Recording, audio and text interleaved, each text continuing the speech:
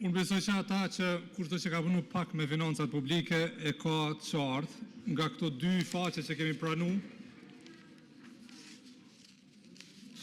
që kjo qasje rishikimit të buxhetit është e para abuzuese me paranë publike edhe është kundërshtim të plot me ligjin për menaxhimin e financave publike.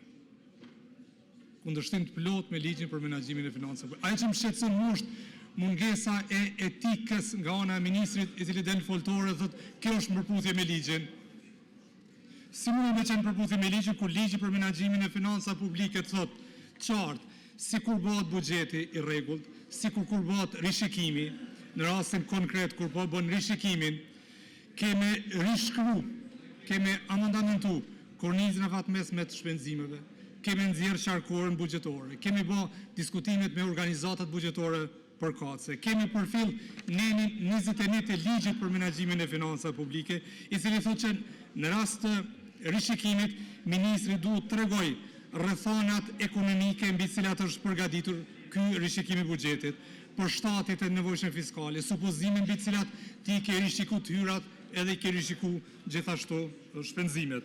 Më konkretisht, ministër, neni 25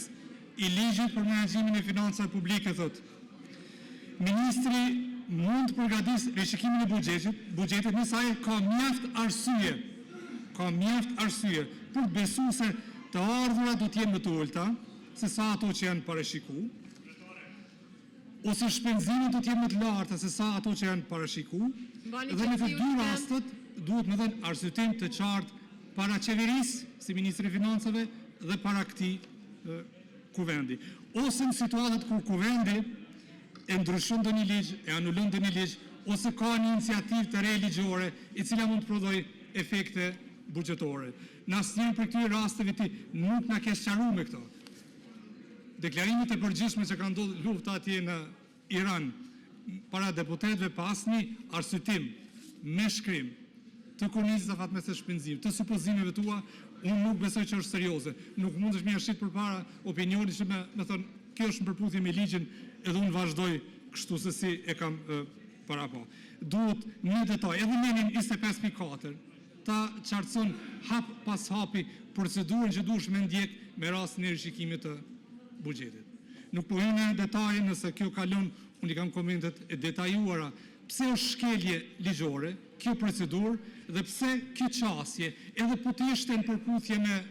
me ligjin për menaxhimin e financave. Edhe ky rishikim po të ishte në përputhje pra me ligjin është abuzim me paranë publike, sepse nëse ti do me mbrojë qytetarët me këtë paku 122 milion euro, ne të kemi dhënë propozimet, ose mund është vetë me nxjerr propozimet, si me i rujt grupet e caktuara, së mund është me dhënë vetë diskrecion plot, aminu 122 milion euro, rriti shpenzimin 122, rriti të hyra 122,